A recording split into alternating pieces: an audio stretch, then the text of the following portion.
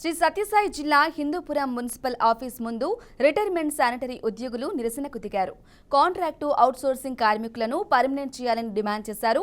అదేవిధంగా రిటైర్మెంట్ తీసుకున్న sanitary workers కుటుంబాలలో ఒకరికి మున్సిపల్ కార్యాలయాల్లో ఉద్యోగం కల్పించాలని కోరారు. చర్చలు జరపడానికి వచ్చిన మున్సిపల్ కమిషనర్ ఆందోళనకారులకు నచ్చజెప్పే ప్రయత్నించినా వారు సమ్మతించలేదు. కుటుంబ పోషణకు ఒకరికి ఉద్యోగాలు ఇచ్చేంత వరకు తమ ఆందోళన కొనసాగిస్తామని నిరసనకారులు తేల్చి చెప్పారు.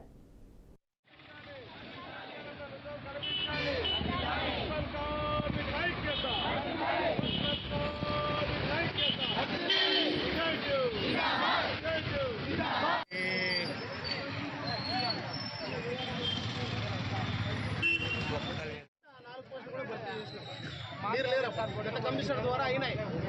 మరి మీరు వచ్చిన తర్వాత 6 పోస్టులు పెండింగ్, 10 మంది రిటైర్మెంట్ పెడతారు. ఆ ఉద్యోగాలు ఎందుకు ఇవ్వరు? మీకు వెళ్తేమే ఆయన ఉదయం మాకు సర్కులర్ లేదు, జీవో లేదు, ఆర్డర్ లేదంట. సర్కులర్ జీవో ఇచ్చాక అవేం రెగ్యులర్ పోస్టులు కాదు సార్. మీరు నోటిఫికేషన్ పెట్టక మీకేమైనా గవర్నమెంట్ ఇంటి ఆర్డర్ ఉందా? మీకేమైనా నోటిఫికేషన్ పెట్టాలంటే ఆర్డర్ ఉందా?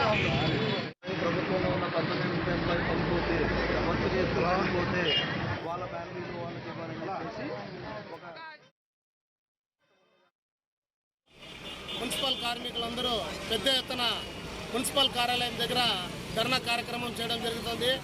ఈ కార్యక్రమం నిరంకుశ వైఖరి, మున్సిపల్ అధికారులు, మున్సిపల్ కమిషనర్ మొండి వైఖరితో ఈరోజు ధర్నా కార్యక్రమం చేపట్టారు. గతంలో మా కార్మికులు అనారోగ్యం కారణాల వల్ల మరణించడం జరిగింది. అదేవిధంగా రిటైర్మెంట్ పేరుతో 10 మంది కార్మికులను తొలగించారు.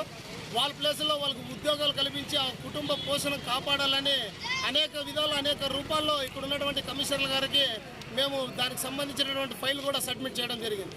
అయితే ఇక్కడ ఉన్నటువంటి కమిషనర్ గారు ఆ ఉద్యోగాలు మీకు ఇవ్వడానికి ఎటువంటి ఆస్కారము, ఛాన్స్ లేదు.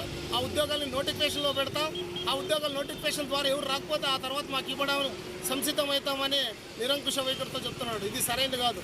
వీటితో పాటు కార్మికులకు పనిముట్లు, పరికరాలు, రక్షణ పరికరాలు ఇవ్వకుండా మాకు ఒక నెల బకాయి ఉన్నటువంటి OHP అంటే 6,000 రూపాయలు ఇల్తలు వేసి బకాయి ఉన్నాయి.